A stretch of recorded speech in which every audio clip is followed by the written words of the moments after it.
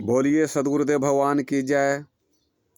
गोस्वामी तुलसीदास जी से किसी भक्त ने प्रश्न पूछा कि प्रभु, हमको राम को प्राप्त करना है तो हमें क्या करना पड़ेगा?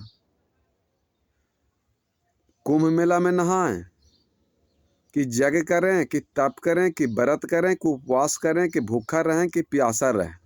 क्या करें तो हमको राम भगवान मिल जाएंगे? ये प्रश्न कर रहे हैं गोस्वामी तुलसीदास जी से किसी भक्त ने। तो हमको राम तत्व को प्राप्त करना है तो कैसे हम प्राप्त करेंगे?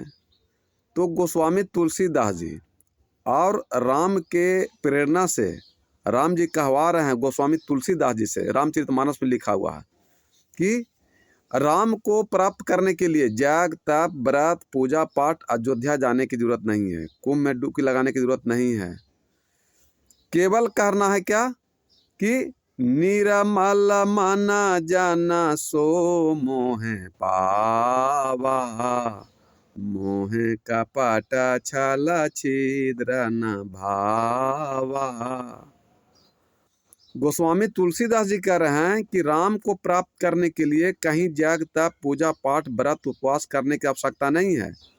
केवल आपको मन को निर्मल कर लेना है, मन को पवित्र कर लेना है, मन को शुद्ध कर लेना है, तो आपको राम मिल जाएंगे। आप राम को प्राप्त कर सकते हैं। मन निर्मल जन सो मोह पावा। जो इंसान का मन निर्मल हो जाएगा, पवित्र हो जाएगा, शुद्ध हो जाएगा, वो आराम से वो राम को पा सकता है। और दूसरी पंक्ति में कहते हैं कि मोहे कपट छल छिद्र न भावा। जिसके मन में छल है, कपट है, बेमनस है, वो मुझे भाता नहीं है, वो सुहाता नहीं है।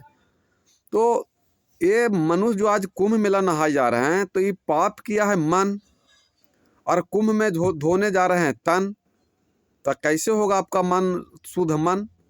तो प्रयागराज में जा कर के, कुंभ मेला में जा कर के मनुष्य के जो मन में जो अहंकार है, क्रोध है, घमंड है, लोभ है, बेईमानी है, शैतानी है, लड़ाई है, झगड़ा है, कलह कलेश है, दारू ताड़ी मांस मछली मुर्गा चोरी बेईमानी निंदा शिकायत है, वो जाके गंगा जमुना सरस्वती में कुंभ मेला में जाके धो दीजिए, तो आपके पीछे पीछे फिर भगवान चलना शुरू कर देंगे। फिर आपको खोजने की आवश्यकता नहीं है। तो कुंभ मेला में जो नहाने जाते हैं, जाना चाहिए, अच्छी बात है।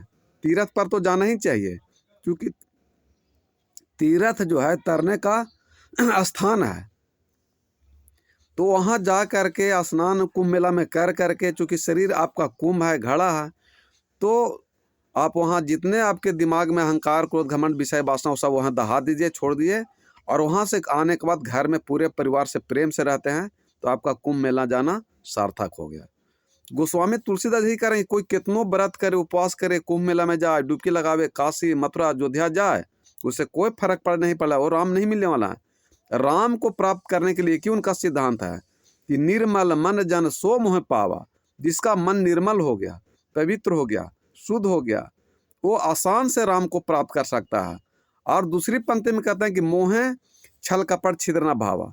जिसके मन में छल है, कपट है, लोभ है, मोह है, क्रोध है, अहंकार है, क्रोध घमंड है, वो हमको भाता नहीं है। चाहे कितनों व्रत करे, चाहे उपवास करे, चाहे भूखा रहे, चाहे प्यासा रहे, चाहे काशी जाए, चाहे कुंभ जाए, चाहे प्रयागराज जाए, इससे कोई मतलब राम को नहीं है।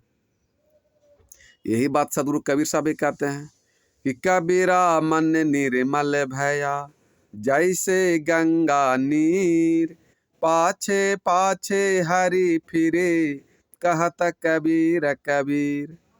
संत रविदास जी भी कहीं ना कि मन चंगा तो कठौती में गंगा।